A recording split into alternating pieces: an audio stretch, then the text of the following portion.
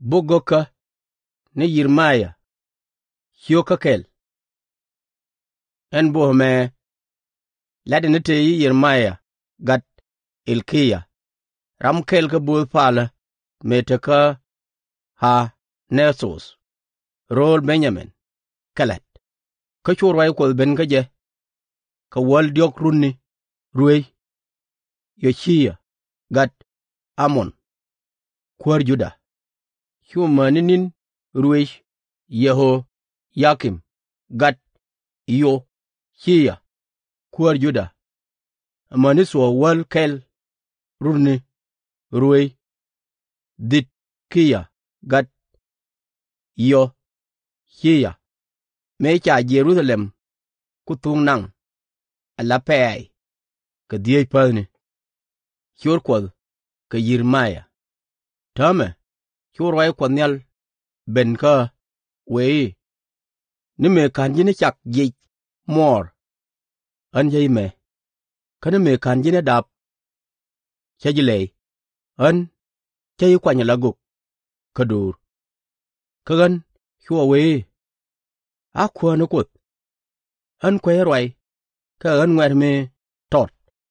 kaduno chu kot nyala jogi chuwe an ngwer me tot ko duwa kana ideal tin chay jagatin kabi tin dial tin chalarji walet ka chu dwal ga ke ko bata kel ga ji ka baji gang rai nean konyal enjen chu kot tedala toda ka chwe jogi nene an chay kam riet ka en wale chay la widori kana kwarien ka wo bi ka yut ka bi ka yor piny bi ka dak ka bi ka woi bi ka tit ka bi ka pit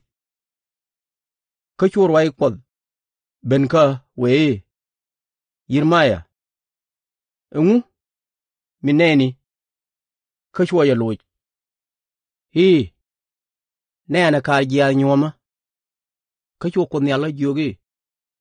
chigwe ga ko an gwaye wo bi rwaida chop gwagde ka churwai ko ronyok ka ben ka wei mi gwi ka chwa ja loyi nena chume pwar kwicham mi gangro kon kwichwe ka chwa ko nyala jogi bi daw ben kwicham be ka na ideal ten chieng en muneme ko gan chwa le sudu le ideal ten te kwara kwicham rai nean konyal ka bi ga ben biramo kwara ben ya pin tore a Jerusalem ka ba pinde gol queen ideal kana wi Juda dial ka ba ka chu luk ka jekien dial ke lodien ka kana wengdien ka kudri jenwal tinkur ka pal kenike duno reali rohika ka lenne tin dial tin chalarji chodwal ka ke kie bay moy boar niam dien kan wale chajin Yirmaya jaka wey mi bumbum ka chaji jaka tir yeda ka pan che kamender ko wo be yigang ka jimon emedial kana kwi kwari Juda ka ruweke kana bul fala ka je ka dial kan biga nyenge ji duno chaji be pot